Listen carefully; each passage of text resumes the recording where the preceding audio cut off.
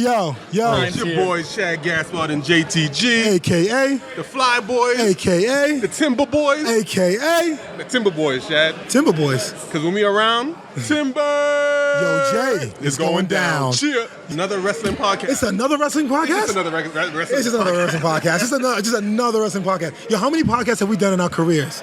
Just another one. Just another one. So if we just did one more, would that really make a difference? Just another one, Jay? Just another one? Let's do another wrestling podcast. Let's do another wrestling podcast. You know what? Let's take over another wrestling podcast. How about that? You want to do this one or another No. podcast? Let's take over this, another wrestling podcast. No, let's take over another wrestling podcast. Okay, we can take over this podcast right now and just make comments and just kick the host out right out. Podcast. Okay. It's time for another wrestling podcast. The measuring stick just changed around here, buddy. You're looking at the best there is, the best there was, and the best there ever will be. They think they got the answers. I change the question. The cream of the crop. Nobody does it better. These are the best in the world, brother. These are the best at what they do. When we talk about the legends of the sport, there's only two in my book. Another wrestling podcast. Another wrestling podcast. Now can you dig that, sucker?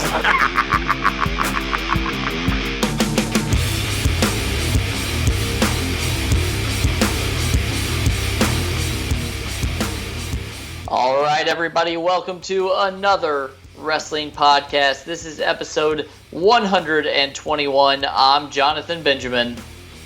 And I'm Steve Credo. Steve, it is always a pleasure to be here. This is actually my first podcast from the city of brotherly love. I am here in Philadelphia. And we have a huge show, a great show, dare I say it, the best show we've ever had tonight. Who's going to be on joining us today? Brooklyn. What a big week for Brooklyn, Jonathan. We have none other than one half of Cryme Tyme. Former WWE Tag Team JTG is in the house. He'll be joining us in a little bit. I'm excited. He's one of my favorite charismatic New Yorkers of all time, so I can't wait to talk to him on the show. Yeah, money, yeah. He's going to be great. We've got a lot of questions to ask him. Want to find out about some of these rumors that we've been hearing about. Wait. Let's not beat around this. I want you to do money, yeah. One more time for me. Money, yeah. And he's ladies and gentlemen, the whitest show you'll ever hear is tonight on another wrestling podcast. I thought that was hilarious. I want to find out a little bit more about these rumors that we're hearing about Cryme Tyme possibly coming back to the WWE. So we'll talk to JTG about that and so much more. Stick around and hear it straight from JTG himself. And guys, make sure you listen to the whole show because we're going to be giving away a pair of tickets to Wrestling Under the Stars 5 on August 27th at Dutchess Stadium, right in our own backyard, Jonathan. We're going to play this. The best there is, the best there was, and the best there ever will be. Now, when you hear that, make sure to listen because we're going to give away a code of what you can tweet us, Facebook us, Instagram us, or call on our hotline. Head on over to anotherwrestlingpodcast.com. Find us on all of our social media platforms. We've built this show on creating evergreen topics. Basically, you can go from episode 1 to 121 like we're on today, and you'll hear something that it can be talked about forever. It doesn't matter what show you listen to, we have a new topic each week. But it's just gotten so crazy that, we have to get into the week that was and talk about some of the biggest news going around in wrestling before we get to our special today, because today is a special. We're having NXT Takeover 2, SummerSlam 2016 happening this very weekend, so we'll have that and our reports and our analysis, our thoughts, our opinions, all that coming up later on. But Jonathan, the week that was, baby, let's get into it. All right. Well, first of all, knock knock. Who's there? TNA cannot do anything original in their entire span of professional wrestling.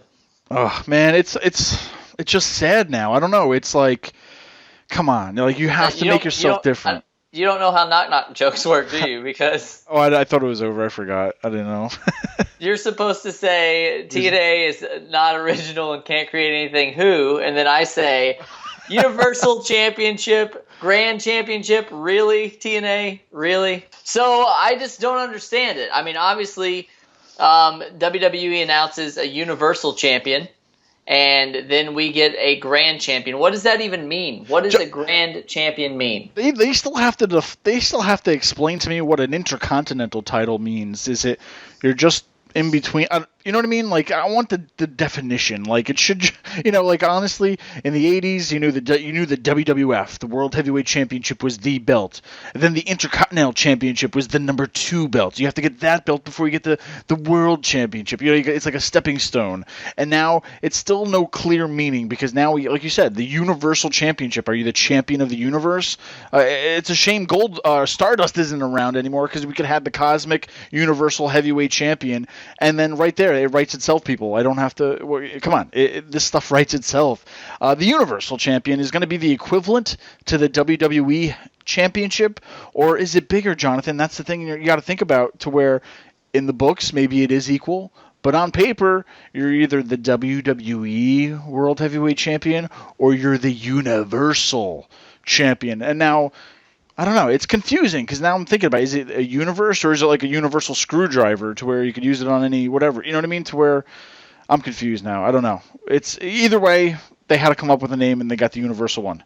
And now, what's the Grand Championship again? TNA's doing, Jonathan? It's like a sum of 3 belts. Yeah, I'm not exactly sure what's happening with this. TNA and their infamous brain power. They've decided to come up with this new championship, and I don't know. I guess I get the feeling that they're saying that it's the combination of 3 belts, and that it means so much more. But to me, it's just very confusing, and I don't know why they're deciding to do this now. I think they need to focus more on getting themselves on a better station. Maybe I think they're thinking too globally and not thinking more locally, to where I think they need to fix the little problems before they can really expand and make all these bigger championships and whatnot. And speaking of that, another thing happened in TNA, which we rarely talk about, but it's happening, ladies and gentlemen. Mark it down in the history books. Billy Corgan from Smashing Pumpkins fame is now the president of Total Nonstop Action, TNA Impact Wrestling. What happens there?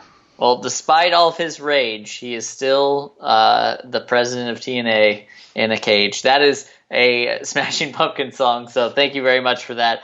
I don't know what's happening right now. It seems very strange that this whole thing's going on with Dixie Carter and him.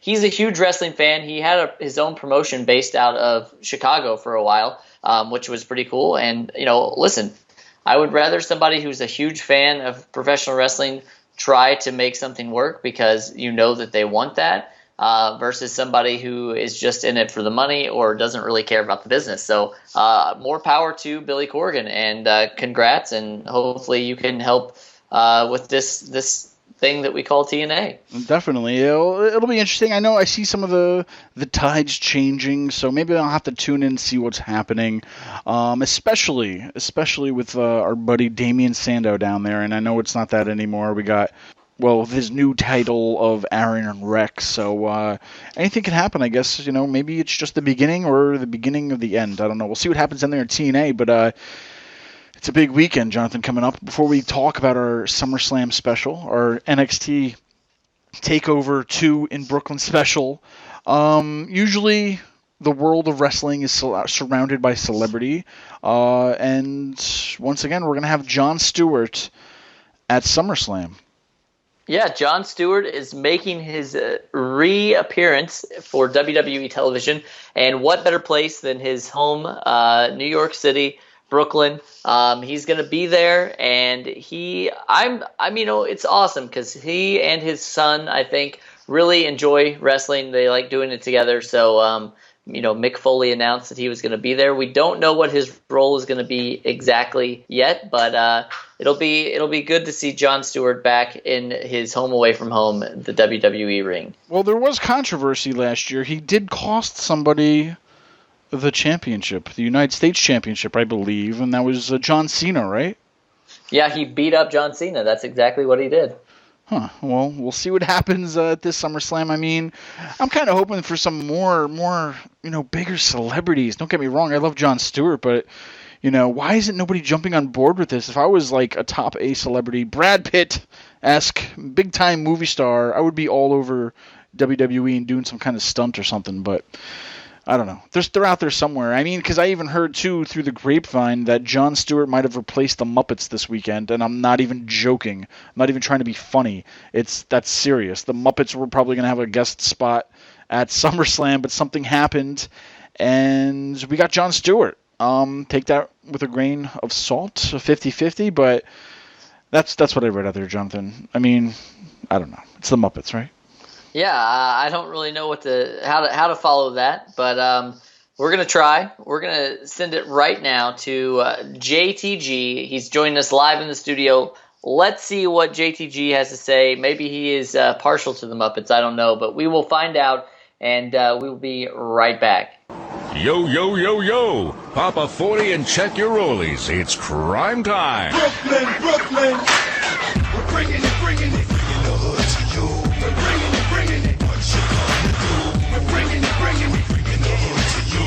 We're bringing it. Yeah, that's how. Hey, yo, no more Hollywood. This is Hollywood, and it's Cryme Tyme. You probably should. I'm from the streets. I was raised in the gutter. I run up on your mother for that bread and butter. Mess around with these crooks. Get your property took. Robbing is my job. I get paid off the books. Mobbing with my squadron. Coming through stomping. Brooklyn. Who want problems? All right, joining us right now is one of the most outspoken wrestlers in recent memory. He's a triple threat, a wrestler, an actor, an author, and we're very proud to have him on the show tonight. Ladies and gentlemen, please welcome JTG. Thanks so much for joining us. How are you doing? Everything's going great. Thanks for that great introduction. Oh, no worries. I thought about it. Triple threat.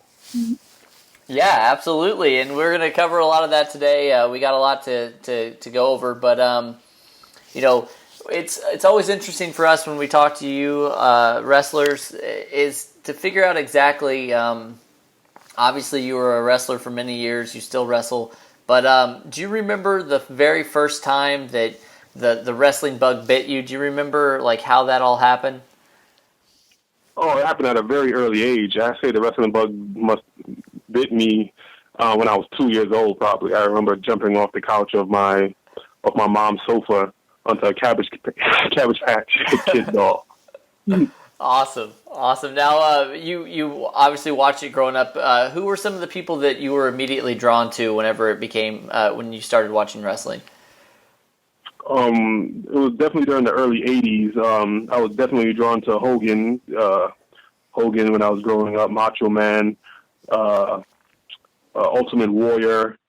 Then during the 90s, it was the Hitman, Rockers. It was the larger-than-life characters, the more charismatic ones. I was drawn to them. Okay. Now, obviously, you became a pro wrestler, but when you were little, is that something that is that what you dreamed to be? You wanted to be a pro wrestler? Yeah, it was either a professional wrestler or actor. And when I got to high school, I had to make a very definitive decision. I had to make a decision which direction I was going to go. And my passion and heart was in wrestling, so I didn't want to be an actor first, and then because I wanted to get wrestling, do it while I was young, while I'm healthy. Absolutely. And I was in good shape. Yeah. Now you're so I can do now you're from the Northeast. You're New York, right? Mm-hmm. And once you decided to become a pro wrestler, you made the big move all the way down to Louisville, Kentucky to OVW. Was that a culture shock to you? That was definitely a big culture shock. I'm a city kid, and then moving to Louisville, Kentucky, The environment, the people, everything was different. You know, especially transportation. You know, New York City. You know, you got the train and bus. And moving to Kentucky, I had to get me a used car pretty quick and learn how to drive, learn how to drive on the highway really, really quick. With your time in OVW, you know, a lot of the greats came out of that system. Who do you remember working with that you really enjoyed working with, and who were some of the people that really helped you kind of get started when you made it down to OVW? Who helped me out a lot, who took me under their wing was Elijah Burke. You guys remember Elijah Burke? Yep. He's down in TNA as the Pope. Armando Estrada, I talk about him a lot in both my books. Took me under his wing. And who I enjoyed working with, I worked with CM Punk. That was fun. The Spirit Squad members. I worked with a lot of talent that made it to WWE that was in OVW. Deuce and Domino, they were fun to work with. The Hearts. Worked with Harry and what was the one with all the cats? What's his name? Tyson. Yeah, I worked with him. He was a unique character, but yeah, I enjoyed working with him. Yeah. Now, obviously, you know, I don't want to say it all happened. I don't want to like trivialize it. I'm sure for you it seemed like a really long time, but you really made this happen quickly. You went from OVW straight to the WWE fairly quickly. Was that also another big like culture shock to you? You're going from the developmental system in OVW all the way up to the biggest company in the entire world. What was that like for you? What was that transition like for you? I had to pick up really quick because I went from 1 month not being on TV, and then the next month being the Southern Tag Team Champions, and then the next month being signed. Everything happened so quick, and I had to adapt to everything quickly. But I can say about OVW that they train their students very great, and they still do because they have such great trainers. Al Snow was there; he was a great trainer, and he helped prepare us mentally, physically for being on the road. And also before Al Snow, before I got called up to WWE, I was trained by Rip Rogers, who was a tremendous trainer. I believe anybody who wants to get into the business, they need to go through Rip Rogers' training course, and he's still down in OVW. He's the man. He will teach you the psychology, and he will definitely, if he believes in you, will definitely give you the confidence, because he definitely boosted my confidence when he pulled me to the side and gave me a lot of good tips that I still use today when I'm in the ring. Now, when you went through those schools, they obviously taught you how to wrestle as well as how to entertain. Now with WWE, it seems like that they've got this performance center, and I just want to know from someone who actually went through it. Do you feel that that wrestlers coming out of a system like OVW, where it was still kind of gritty and raw, have a better shot of becoming having a lot longer time in the wrestling business than somebody who maybe comes out of NXT today? I'm not 100% sure on that because I haven't been watching the product, and I don't know all the talent that comes out of the Performance Center down in Orlando. But I can say that the talent that has come out of OVW, they were well-rounded. They were, look at the talent that came out of there. Brock Lesnar, Randy Orton, Shelton Benjamin, we had some great superstars that walked out of the doors of OVW. So I can't really speak too much on the Performance Center. But yeah, OVW, the stars, they're still there to this day. Yeah, absolutely. Now, you've been in the news a lot lately. There have been a lot of talks about JTG and Chad, a possible WWE return. With the current draft that just happened and the fact that they were trying to bring up some names, established names, what was your first thought? I want to know, did you hear it from the dirt sheets, or did someone actually contact you? And would you possibly be open to coming back? All three, yes. But I'll tell you in what order. First, I saw it on social media. I saw a link. He's like, JTG, did you see this? Some of the fans sent me the link. I checked it out, and I was like, oh, wow. And then I started getting texts and calls from friends and family members. And did he give you the call? Did you get a call yet? I'm like, no. Am I supposed to be getting a call? Do you hear something you know something I don't know? And then if I'm open to go back, it all depends on the money. Yeah. It all comes out of that at the end of the day. Awesome. Now, obviously you heard that WWE put out an article about the hottest free agents, and in which Cryme Tyme was on that list. What did you think about that article? Was it good to see that? I mean, I just want to know, as somebody who was in the business, in the WWE, and then, you guys left, and then now, what does that do to you? Do you feel good about that? What's the thoughts whenever you see the stuff that pops up? Oh, I definitely appreciated the article. I'm not going to put too much thought behind it because there'll probably never be a phone call.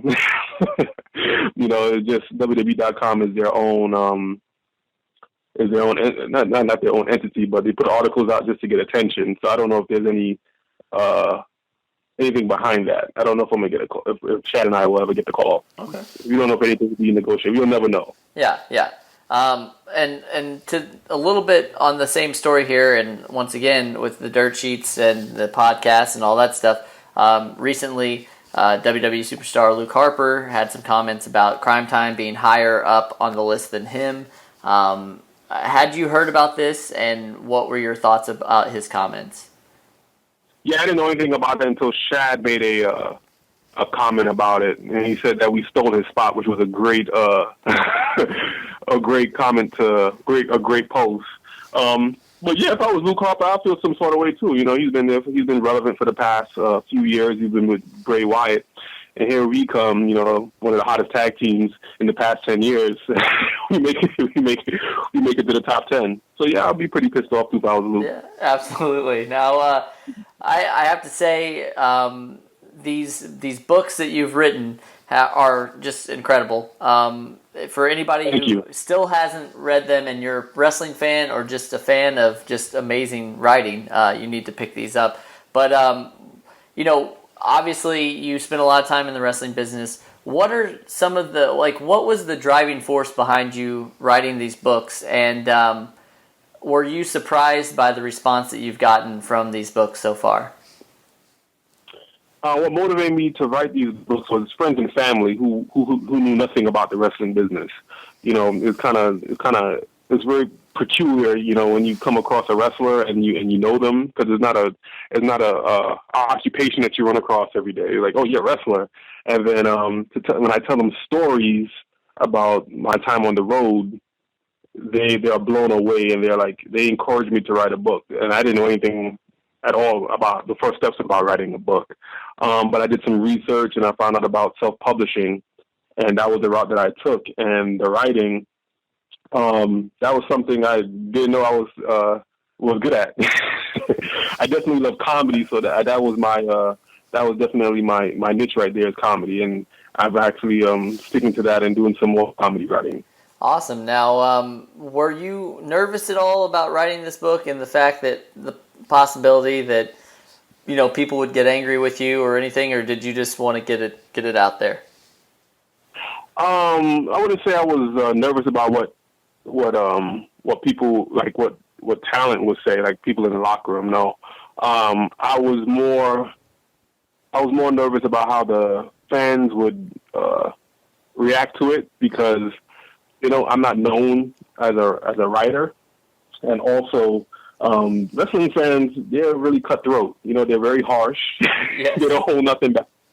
And to please them, you better be able to put something out there that's good. And I'm glad that I was able to do that. I knew I wrote something good. I was pretty confident about it, but still, wrestling fans are very cutthroat. Absolutely. So I'm glad I got what was great.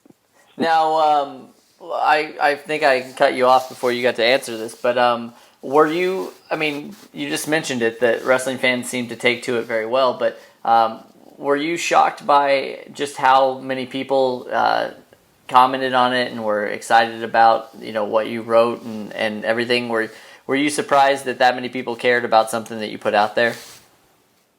I was definitely shocked. I've heard some terms like JTG's book is a cult classic. I've heard that, seen that several times on social media. Like the amount of praise that why did I write this book has gotten, and that what encouraged me to write a second book. And the second book got great reviews too. So it's like, I'm just mind blown by the responses that I've got. The audio book is doing great. The physical book is doing great. And I'm going to try to keep up and kind of follow back up. Well, that was my next question. And obviously coming on the heels of these two amazing books, are you planning on writing more books, and not necessarily just about wrestling? Is there anything else that you'd like to tackle, any subject that you'd like to write a book about? Right now I'm in the midst of writing a comedy play. I want to do that right now. Right now, my passion right now is in I don't want to do a script that's so typical, but I want to do a play, okay. A movie. I'm not a script. I mean a movie script. I want to do a play. Okay. Now, speaking of your book, you're going to be kind of all over here very shortly, but on the day of SummerSlam, across from the Barclays Center, you'll be doing a very special book signing at McMahon's NY. What can you kind of tell us about this appearance? This appearance, I'll be doing a live interview, and I'll also be doing a book signing afterwards for about 2 hours. And I'm just going to have fun. Might do a little Q&A, have some fun with the fans. The autograph book is $15 and $5 with a picture with me, so altogether $20. You get an autograph book and a picture with JTG, and Q&A. Let's have some fun. Come and see JTG. And right across from the Barclays Center. If you're going to SummerSlam, come check your boy out. Okay. Now, you're also going to take part in a kind of whirlwind tour with our friend over at ESS Promotions, Eric Sims. You, on August 26th and 27th, you're going to be in ECPW Wrestling in Queens. On the 27th, you're going to split your time amongst Pro Wrestling World in Allentown, PA, the Wrestling Universe in Queens, and CTW in Sayreville, New Jersey. Now, whenever you go out on all these things, what's kind of the thing you look most forward to whenever you're out on the road? Is it the wrestling? Is it seeing old friends? Is it the fans? What kind of gets you going on these trips? What gets me going is definitely the fans and getting on that mic and having some fun. Wrestling is fun too, but I never know who my opponent is half the time until I get there. Mm-hmm. But definitely I look forward to the fans, and when I get on the mic and get in that reaction, like an adrenaline rush, and like a drug, you get addicted to it. Well, you've met a lot of wrestling fans over the course of your time, and you mentioned that a lot of them are cutthroat and they expect a lot. Do you remember any funny or uncomfortable fan meetings that you've had, like whether it be in OVW or WWE? I mean, obviously, as a wrestling fan myself, I've been in a lot of signings and a lot of event lines, and I've seen some very ridiculous things. So, is there anything you can tell us about something that happened to you with as far as fan meetings go? Right off the top of my head, I had this real nervous fan. He knocked on my door. I don't know how he got my room number, but it was him and his buddy, and he was just shaking. And he was like, "Oh my gosh, it's JTG! I can't believe this is your room." And I'm like, "How did you get my?" He's like, "No, never mind. I just wanted to sign his autograph and send him on his way." But it was like real scary. Like, how did he get my room number? But the guy, I don't think he was a threat, because he was. I saw that he was shaking. He was very nervous. I don't think he was gonna do me any harm or try to do any harm. Absolutely. Now, you did spend some time wrestling on the Indies prior to WWE, and now you're still very active on the wrestling scene. What are your thoughts on how independent wrestling is now versus when you were doing it? Do you think it's better now? Do you think obviously it feels like, and this is just from an outside perspective, it feels like there's more money being put into independent wrestling, there's more production value. Are you seeing that as well, or do you think it's kind of the same as when you were doing it to begin with? To be honest with you, before WWE, I didn't have any prior indie experience. Okay. You know, I was just strictly OVW, and we kept it. It was very low, low budget. We just had the ring, and when we were on the road, it was just a ring and probably a curtain separating us from the audience and the locker room. But at the Danny Davis Arena, you know, it looked like we went when Danny went all out. But yeah, I'm not so far what I've seen on the indie circuit since I've left the WWE. There's been a lot of money put into production, and the budget's been pretty big. If you ask me, I've been enjoying these indie shows. It's not what I've seen on The Wrestler. Yeah, absolutely. Well, I'm glad you brought up The Wrestler. You're not only an author and a wrestler, but you are also an actor. What got you into acting, and what projects are you currently working on? Like I said, when I was in high school, I had to make a decision between acting and being a professional wrestler. You know, that was one of my majors in high school was acting, but I definitely love wrestling more, so that was the direction I went. But now that I got the wrestling bug out of my system, I could pursue some acting. You know, I'm not going as full throttle as I want to, because my wife is also into theater, and we have a daughter, so you know, I'm gonna let her live her dream at the moment right now. And at the moment, we take turns. So right now, at the moment, I am doing, at the end of August, I'll be doing indie fan film. It's called Spider-Man, The Ultimate Spider-Man. And it's based off of the character Miles Morales. The character, after the original Spider-Man dies, what's his name? Peter Parker. Peter Parker, yeah, he dies. Miles Morales is the new Spider-Man, and he's out of Brooklyn. He's African American, and I'm playing Venom. Okay, awesome. We'll get all this at the end, but is that going to be where people can see it, or is it going to be, like you said, it's going to end up being a film, correct? It's a fan film, so I think it's going to do the film festival on YouTube and all that good stuff. Okay, awesome. Maybe Netflix, I don't know. Yeah.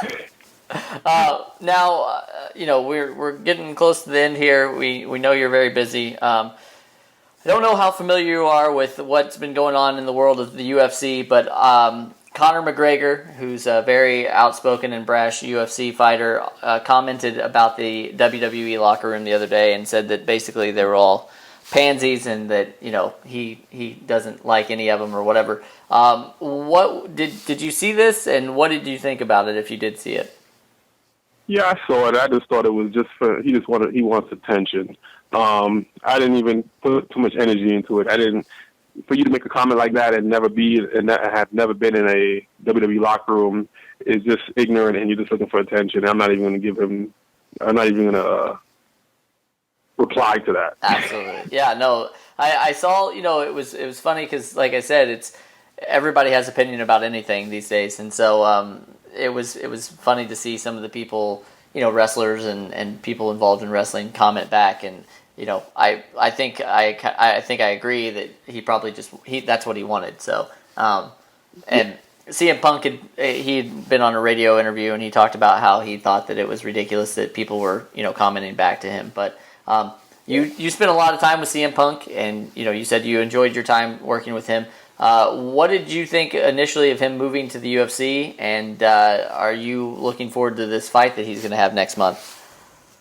I'm definitely looking forward to his fight next month, and I wish him the best of luck. It'll definitely be a good look for him and also for professional wrestlers. And I just hope I hope it's not even by decision. I hope he actually knocks out his opponent. Yeah, for sure. Or makes him tap. Okay, all right. If you could pick any actor or actress to be in a movie with, who would you want to play opposite of? Actress? Let me see. Nia Long? Okay. All right. What is one thing that you never accomplished in your wrestling career that you would still like to accomplish? WrestleMania main event match. Okay. What is your favorite match that you were ever involved in? Cryme Tyme versus Jericho. Okay. What is the possible title of the third installment of your book? Damn, why do I keep writing these books? Who would you want to play you in the movie version of JTG? Denzel Washington. Well, shoot for the stars. What do you greatest moment of your wrestling career so far? Ooh, that's a good one. Performing at Madison Square Garden for the first time. We want to hear from you. We want to have you tell us all about where people can find you on your social media. If you have a pro wrestling tees shop, where people can get these books, and just any other information that you have for us. Anybody interested in getting the book, reading the book, which you should, if you, not even if you're not a JTG fan, if you're a wrestling fan, you need to go to Amazon, type in "Dan, Why I Write This Book," and also the second installment, "Dan, Why I Write This Book Too." There's also audio if you don't like to read, get the audio version. That's great. And if you are in Brooklyn, come see your boy at McMahon's, New York, across the street from the Barclays Center, on August 21st, and follow me on social media, Instagram JTG121084, and on Twitter JTG1284. Shoot me a DM. My DMs are open. If you want any information, holler at me.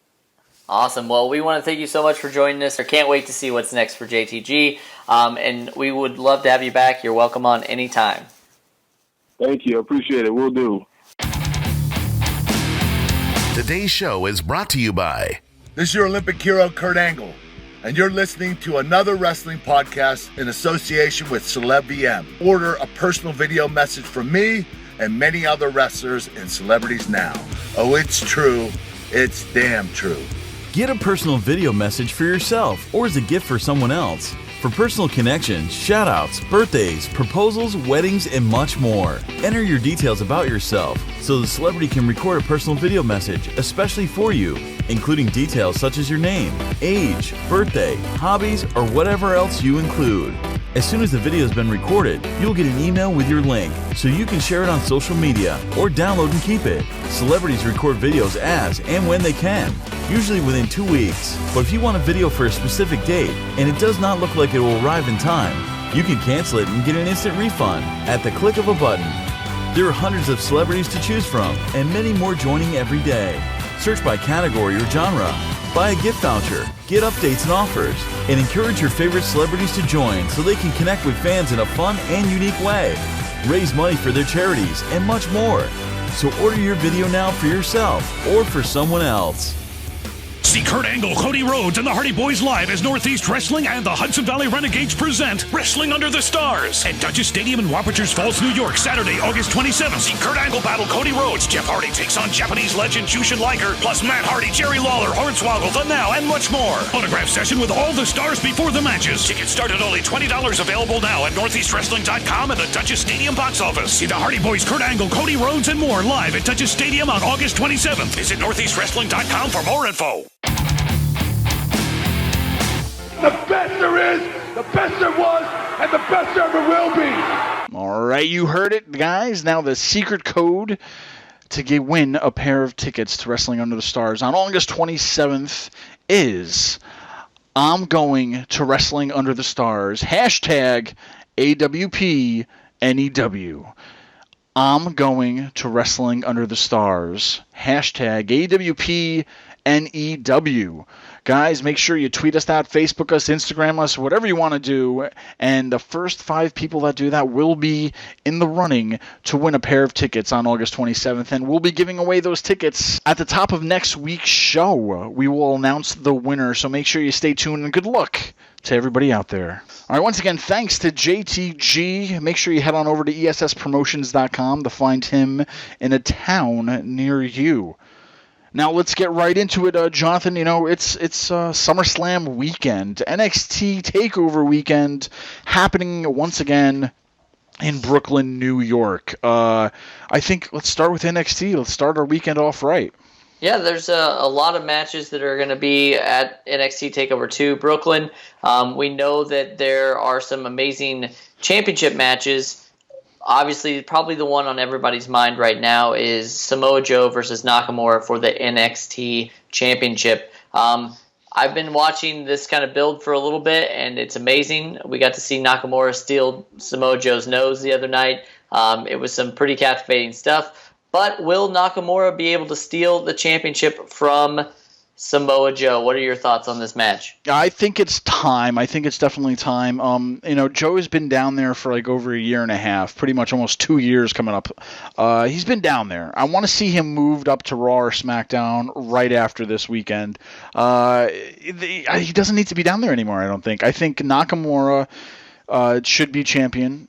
Granted, I know he hasn't been there for years or whatever, but I think he's a good person to defeat Joe and definitely hold that championship for a little bit down there in NXT. I think he could be the next face of NXT, and the crowd's behind him. The crowd loves him. I think it's time that we see Nakamura as an NXT champion, and I think Joe should be or will or is on his way out after this match. All right. I'm going to also go with Nakamura. I just think that even if Joe sticks around for a little bit, the back and forth between them, like they can build, Joe Nakamura 2 at the next, takeover. So I'm excited about it. I'm really looking forward to Nakamura. I'm really looking forward to this match. Yeah, definitely. NXT does a lot of classic wrestling to where if Nakamura does win, they're going to have a rematch, and then they're going to go maybe to another rubber match. But I'm fine with a one and done, man. I'm happy if Nakamura wins it, and then Joe just moves up, and then we kind of build somebody else up to fight around with Naka for a little bit. So I'm okay with a one and done match here. So I guess the crowd is going to go nuts if Nakamura wins. So it'll be interesting. With the NXT Championship, Jonathan, we're going to have to talk about the NXT Women's Championship. We're going to have Bayley versus Asuka. What are your thoughts, man? Do you think Bayley has a shot to be the first two-time women's champion? I definitely think she does. I'm looking forward to this match either way. Women's wrestling's here to stay. We've got Asuka versus Bayley. Bayley has proven herself. She's a known entity. Asuka is definitely the future of NXT. If Bayley loses this, I would say that we will probably see her within a couple months on the main roster. We got a little tease of that the last pay-per-view, but if Bayley wins, maybe they pass it around for a little bit longer. I'm hoping that Bayley walks away with the NXT Women's Championship. Yeah, definitely. I would love to see Bayley on the main roster. We did get that tease last month, and I think she is ready to find a place, maybe on the Raw roster. We'll see. And I think Asuka, I don't know. I think she's kind of fading a little bit as champion. I think she really needs this win to give her more credibility. So I think Asuka will, turn away and remain NXT Women's Champion after Saturday. All right, well, that's not the only matches that we have. There's a lot to talk about here today. We've got Bobby Roode's going to be there, and Austin Aries. We got a lot of new people that are going to be on there. This is going to be their first real big spotlight and showing here in NXT. So, is there anything else that you're really looking forward to for NXT Takeover 2? I'm kind of curious about this Ember Moon. I've seen some pictures of who it is and whatnot, but I'm kind of curious to what she'll be doing and how they debut her. It's always nice to be debuted at such a big pay-per-view like this. I mean, you can come in on a taping or you can come in on a live show on NXT, but man, you're debuting SummerSlam weekend, NXT Takeover 2 in Brooklyn. Jonathan, they have to love you. I mean, you don't just debut on a quote-unquote pay-per-view or special event, whatever you want to call it nowadays. But what do you think? I mean, debuting at this big weekend, that's pretty big. Yeah, it's going to be great. And, with people like Bayley and Sasha and Charlotte and all these people potentially leaving NXT, it's nice to have some new women in NXT. So I'm looking forward to this debut, and I'm sure we'll be talking about it for weeks to come. Definitely. And, there's a lot of other matches, Jonathan, but I want to mention something that I'm kind of curious about your point of view. With the draft last month, a lot of people were called up from NXT, and I almost feel that NXT is almost in like a rebuilding phase, if you will. They have a lot newer names, a lot of fresh faces that got to get over. They kind of have to rebuild a little bit, right? I mean, you even got guys coming in from TNA and whatnot, like Bobby Roode. Joe was there. Austin Aries, who has a match this weekend. What do you think's happening? I mean, they're kind of like in the changing of the tides a little bit. So the dust really hasn't quite settled from that draft, and a lot of people are still finding themselves, I think, and that's what's going to happen this weekend. Yeah, I think that's what's going to happen. But also, with the CWC happening and all that, I have a feeling that NXT is going to have a lot of fresh faces coming soon, sooner than later. So it's going to be really cool to see what they do and how they go from the NXT class that they first had with your Finns, your Sammys, your Kevins, your all that to what they have now. It's a bright time for the future of NXT, so we'll see exactly what happens. Definitely, and without overanalyzing the whole show on NXT, guys, make sure you head on over to anotherwrestlingpodcast.com, tweet us at @AWrestlingPod, Facebook us at Another Wrestling Podcast, Instagram us at Another Wrestling Podcast. We want to hear from you. All right, well, with NXT Takeover 2, we've talked about it. Now we have to talk about the main event of the weekend, SummerSlam 2016, live from the Barclays Center on August 21st. Some really high-profile matches, some odd matches, but some really good matches. I guess we'll start out where we've got the Club taking on the New Day for the WWE Tag Team Championships. 2-on-2. So what do you think that this match is going to be, and who do you think is going to end up winning this match? Well, Jonathan, the New Day will be champions for 1 year exactly at SummerSlam. So I'm kind of hoping of a changing of the guard, if you will.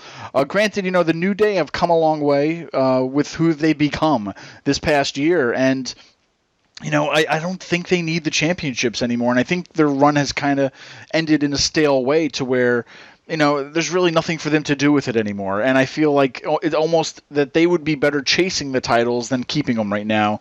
I think, the Club need a little bit of a boost to be credible. We keep hearing, oh, you came from Japan or you worked all over the world, but you're not champions here. So I think they need some credibility to say, hey, we're here to stay.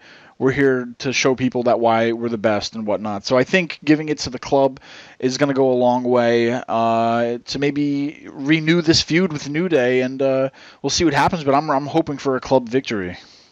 All right. Well, I also hope that the Club starts to look strong and really becomes viable tag team competitors. But I'm really enjoying New Day, and that's probably not something that I would have said a year ago, but I really like the New Day right now, and I hope they continue to have the belts long after 100 days. When this brand split happened, they kind of had to get some ratings. Sasha Banks defeated Charlotte for the Women's Championship on Raw, which I think many people felt would have been great to happen at SummerSlam. Do you think they threw that away too soon, and do you think Sasha's going to walk out as champion again? I personally hope so. Yeah, I think that Sasha is going to win this. Charlotte established herself, established the championship. I think that it's a good thing that she's here. But I think that Sasha is gonna walk away with this one. Yeah, definitely. I hope they have. It's almost hard for these girls. It's almost hard to think that these girls can top the last match that they were just in, especially women like Sasha and Charlotte. So I'm hoping for a great match, man. They definitely tore it down at WrestleMania. So this is another big one, man. This is SummerSlam, so I'm hoping they do the same. Well, not only is that match happening, but we have none other than a blast from the past. A feud from OVW days. We've got Randy Orton, the Viper, taking on the Beast incarnate, Brock Lesnar. There's been some shade thrown back and forth. Orton said things about how he would be able to beat Lesnar, no enhancements needed. They've had some playful things back and forth on Raw and SmackDown. Who do you think walks away the winner of this match? And, what do you think about this match in general? Are you even excited to see it? No, you know what? For the past few years or months or whatnot, I felt like they really had nothing good for Orton.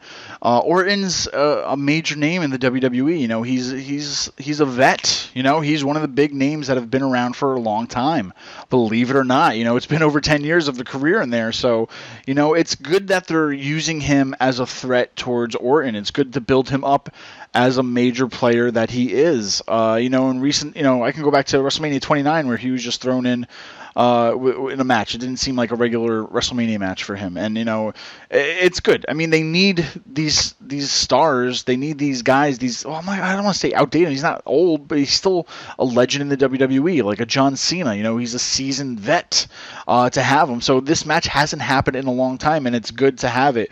It's better than just having a throwaway like they did with Mania with, you know, him versus Dean Ambrose, which, you know, was horrible. But I don't know. I think out of anybody on the roster right now, I think Orton and Brock Lesnar is good for business. But at the end of the day, Jonathan, I personally feel you have to keep Lesnar as the beast incarnate. You have to keep him as the next Phenom. He is the man that is the 1 in 21-1, and he should not lose at a major pay-per-view anytime soon.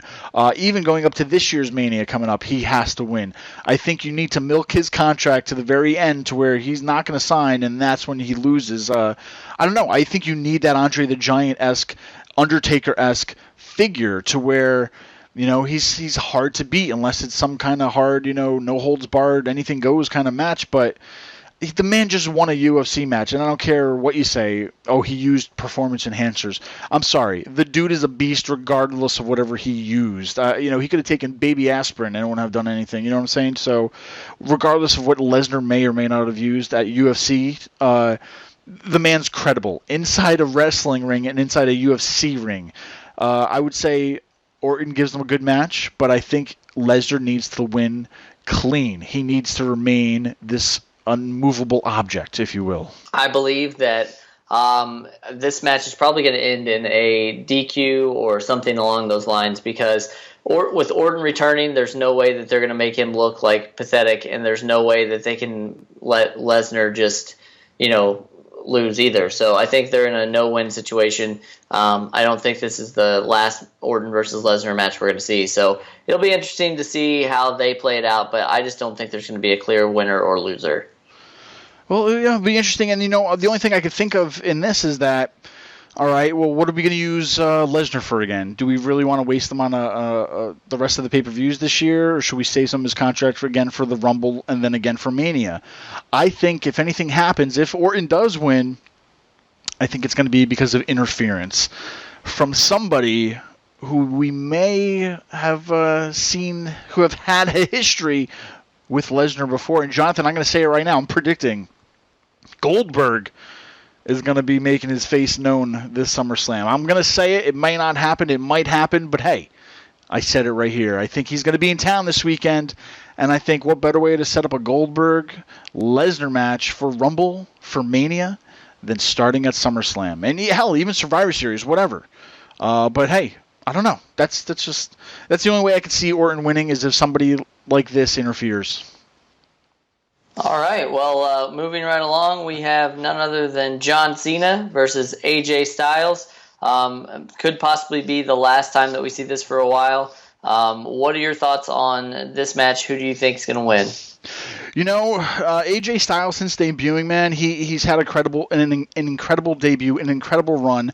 You know, he could have been given a lot of shitty stuff. But he hasn't. He's been having a lot of good matches, a lot of good bookings, a lot of good stuff that has been happening. I was kind of disappointed when he was moved to SmackDown, but seeing Cena go to SmackDown too, and you know, I've heard too that Cena's career is winding down a little bit as far as full time goes, to where, you know, he's not going to be as there full time as he used to be, and that's perfectly fine. The man has paid his dues, but I think he has to also pay this SummerSlam due. And I think, you know, Cena, granted people want AJ to win. Cena has lost a lot at SummerSlam too, and you know, he lost the awesome match against Daniel Bryan. Then Daniel Bryan was cashed in on, but one hell of a guy. I think, I don't know, at the end of the day, AJ Styles, I think, needs this win at SummerSlam to reclaim his name a little bit and to get a bigger spotlight, because I think regardless of who wins the WWE Championship that night, I think AJ Styles definitely needs to be on that list by the end of the year. And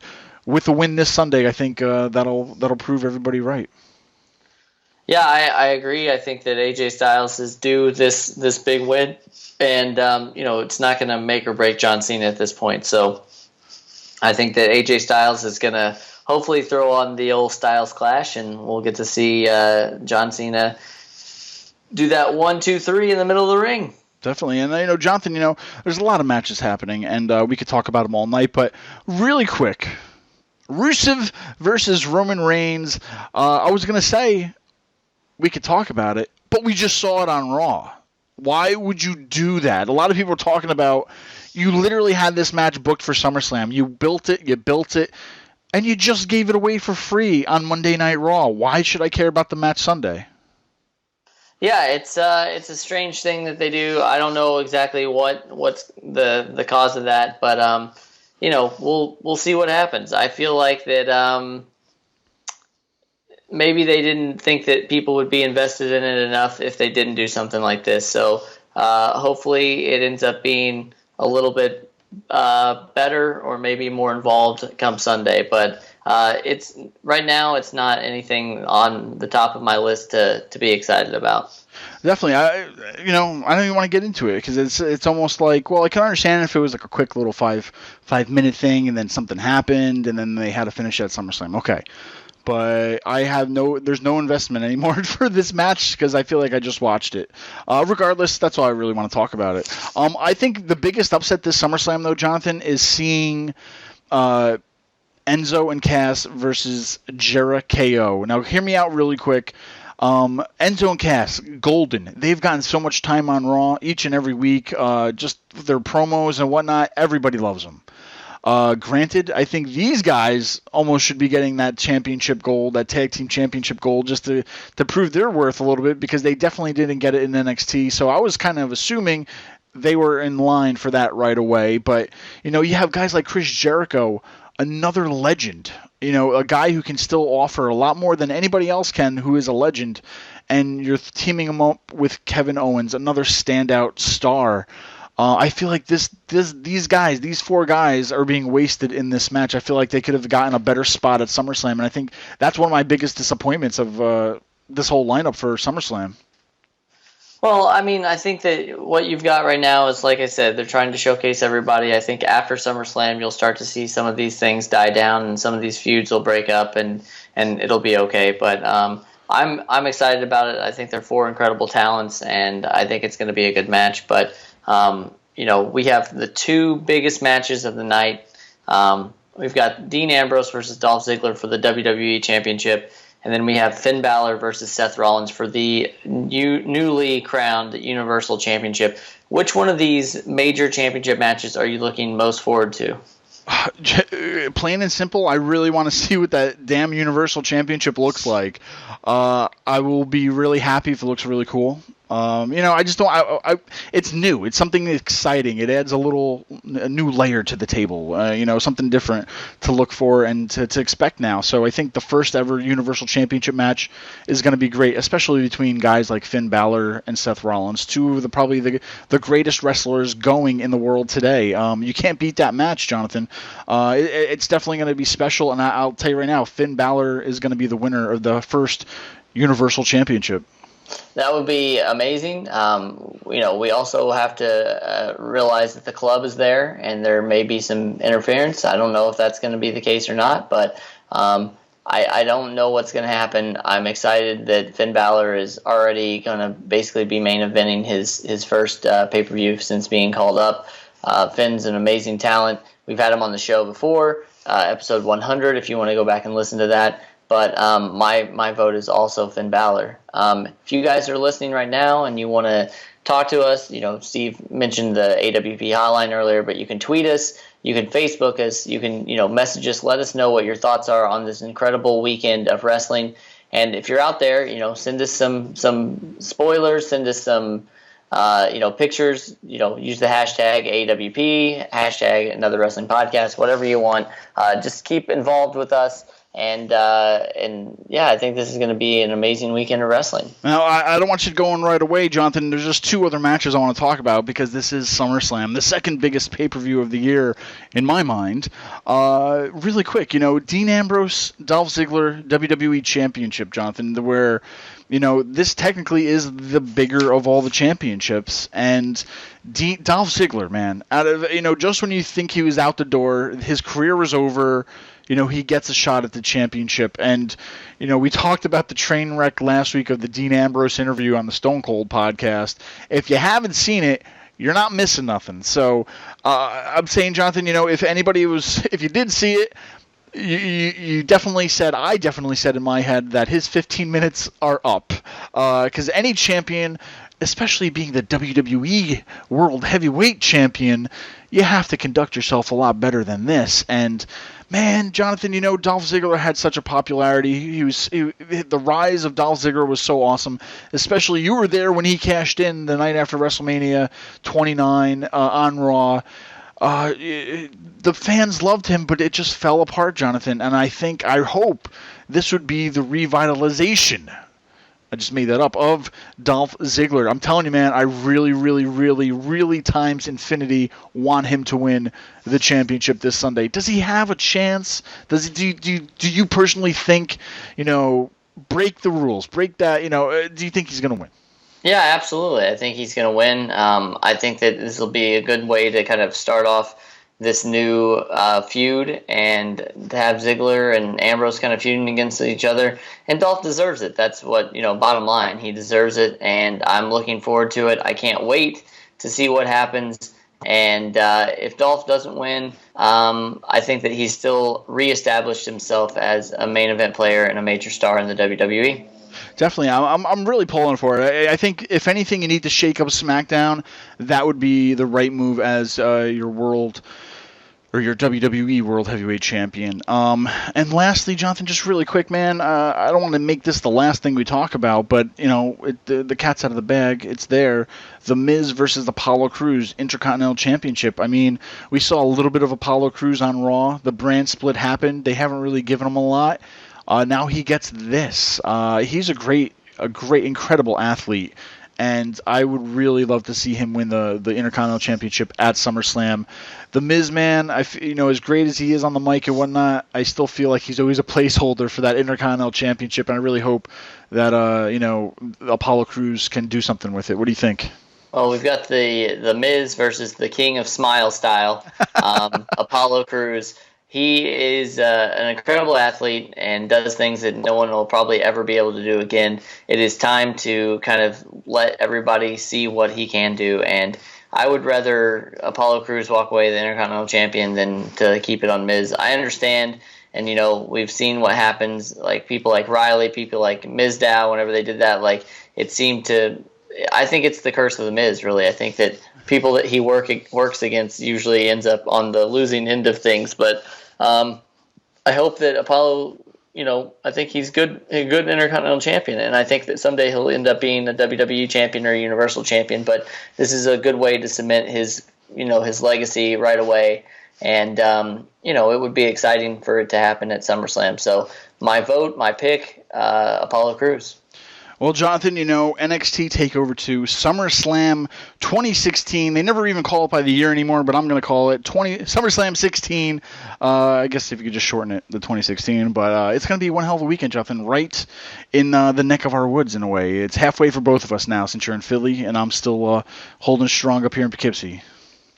Absolutely. And like I said, just go to anotherwrestlingpodcast.com. Follow us on all forms of social media. Listen to all of our other shows on iTunes. We are all over the place.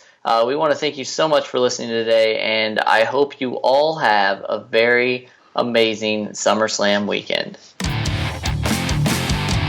Well, that's the show. We want to thank you all for listening today. Every week we do this show free of charge for you, the fans. And if you're wondering how to repay us, we have just the thing. Subscribe to us on iTunes. Hey, and while you're there, be sure to rate us and give us a good review. If you're looking for more information about AWP, then head on over to anotherwrestlingpodcast.com. We are all over social media, and you can find us on Facebook, Twitter, Instagram, YouTube, and more. If you are an AWP superfan, you can also show your support by going over to ProWrestlingTees.com/anotherwrestlingpodcast and buying one of our official AWP shirts. We couldn't do this show without you, so tune in next week for Another Wrestling Podcast.